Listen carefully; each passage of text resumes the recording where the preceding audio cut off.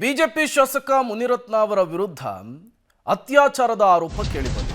ಈ ಕುರಿತಂತೆ ಈಗಾಗಲೇ ಎಫ್ಐಆರ್ ಕೂಡ ದಾಖಲಾಗಿರುವಂತದ್ದು. ಮುನಿರತ್ನ ಅವರನ್ನ ಇವತ್ತು ಪೊಲೀಸರು ನ್ಯಾಯಾಧೀಶರ ಎದುರು ಹಾಜರುಪಡಿಸಿದ್ರು.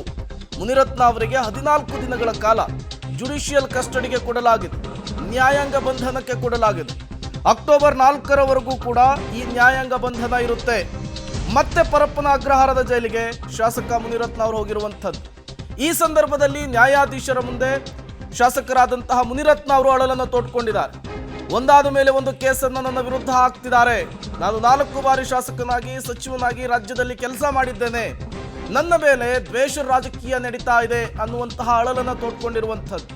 ಈಗಾಗಲೇ ರಾಜೀನಾಮೆ ಕೊಡಬೇಕು ಅಂದರೆ ನಾನು ಕೊಡಲಿಕ್ಕೆ ಸಿದ್ಧ ಅಂತೇಳಿ ನ್ಯಾಯಾಧೀಶರ ಎದುರು ಪೊಲೀಸರು ಹಾಜರುಪಡಿಸಿದಂತಹ ಸಂದರ್ಭದಲ್ಲಿ ತಮ್ಮ ಅಳಲನ್ನು, ತಮ್ಮ ವಿರುದ್ಧ ನಡೀತಾ ಇದೆ ಅಂತ ಹೇಳಲಾಗ್ತಾ ಇರುವ ಷಡ್ಯಂತ್ರವನ್ನು ತೋಡ್ಕೊಂಡಿದ್ದು ಹೀಗೆ.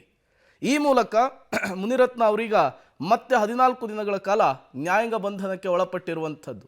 ಈ ಹಿಂದೆ ಜಾತಿ ನಿಂದನೆ ಮತ್ತು ಬೆದರಿಕೆಯ ಆರೋಪದ ಅಡಿಯಲ್ಲಿ ಅವರು ಪರಪ್ಪನ ಅಗ್ರಹಾರದ ಜೈಲು ಪಾಲಾಗಿದ್ರು. ಅದಾದಮೇಲೆ ಕೋರ್ಟ್ ಅವರಿಗೆ ಷರತ್ತುಬದ್ಧ ಜಾಮೀನನ್ನು ಕೊಟ್ಟಿತ್ತು.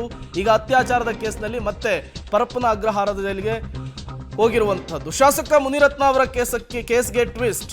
ಆಕೆಯ ಹನಿ ಟ್ರ್ಯಾಪ್ ಮಾಡಿ ನನಗೆ ವಿಡಿಯೋವನ್ನು ತೋರಿಸಿದ್ರು. ಕಗ್ಗಲೀಪುರ ಪೊಲೀಸರ ಮುಂದೆ ಶಾಸಕ ಮುನಿರತ್ನ ಅವರು ಸ್ಫೋಟಕ ಹೇಳಿಕೆಯನ್ನು ಕೊಟ್ಟಿದ್ದಾರೆ. ದೂರುದಾರೆ ನನಗೆ ತುಂಬಾ ಚೆನ್ನಾಗಿ ಪರಿಚಯ ಅಂತ ಕೂಡ ಹೇಳಿದ್ದಾರೆ. ಆಕೆಯ ವೃತ್ತಿಯೇ ಕೆಲಸವೇ ಹನಿ ಟ್ರ್ಯಾಪ್ ಅನ್ನೋದನ್ನು ಕೂಡ ಪೊಲೀಸರ ಇನ್ವೆಸ್ಟಿಗೇಷನ್ ಸಂದರ್ಭದಲ್ಲಿ ತಿಳಿಸಿರುವಂಥದ್ದು. ನಿಮಗೆ ಯಾರು ವಿಡಿಯೋ ಬೇಕು ಹೇಳಿ, ಎಲ್ಲವನ್ನು ಕೂಡ ನಾನು ಮಾಡಿಕೊಡ್ತೇನೆ. ನಿಮಗೆ ಯಾರು ದುಶ್ಮನ್ ವೈರಿ ಇದ್ದಾರೆ ಹೇಳಿ, ಅವರ ವಿಡಿಯೋ ಕೂಡ ಮಾಡಿಕೊಡ್ತೀನಿ ಅಂಥೇಳಿ ಆ ಮಹಿಳೆ ಮುನಿರತ್ನ ಅವರ ಬಳಿ ಹೇಳಿದ್ರಂತೆ. ಈ ಬಗ್ಗೆ ಆಫರ್ ಕೊಟ್ಟಿದ್ಲು, ನಾನೇ ಒಪ್ಕೊಂಡಿರಲಿಲ್ಲ. ಈಗ ನನ್ನ ವಿರುದ್ಧವೇ ಅತ್ಯಾಚಾರದ ಆರೋಪವನ್ನು ಮಹಿಳೆ ಮಾಡ್ತಿದ್ದಾರೆ ಅಂಥೇಳಿ ಪೊಲೀಸರ ತನಿಖೆಯ ಸಂದರ್ಭದಲ್ಲಿ ಬಿಜೆಪಿಯ ಶಾಸಕರಾದಂತಹ ಮುನಿರತ್ನ ಅವರು ಈ ಸ್ಫೋಟಕ ಹೇಳಿಕೆಯನ್ನು ಕೊಟ್ಟಿರುವಂಥದ್ದು. ಈ ಮೂಲಕ ಮುನಿರತ್ನ ವಿರುದ್ಧ ದಾಖಲಾಗಿರುವಂತಹ ಅತ್ಯಾಚಾರ ಕೇಸ್ಗೆ ಮತ್ತೊಂದು ಸ್ಫೋಟಕ ತಿರುವು ಸಿಕ್ಕಿರುವಂಥದ್ದು. ಈ ಹಿಂದೆ ಕೂಡ ಜಾತಿ ನಿಂದನೆ ಕೇಸ್ನಲ್ಲಿ ಆಡಿಯೋ ಎಲ್ಲ ವೈರಲ್ ಆಗಿ ಸ್ಫೋಟಕ ತಿರುವು ಸಿಕ್ಕಿತ್ತು.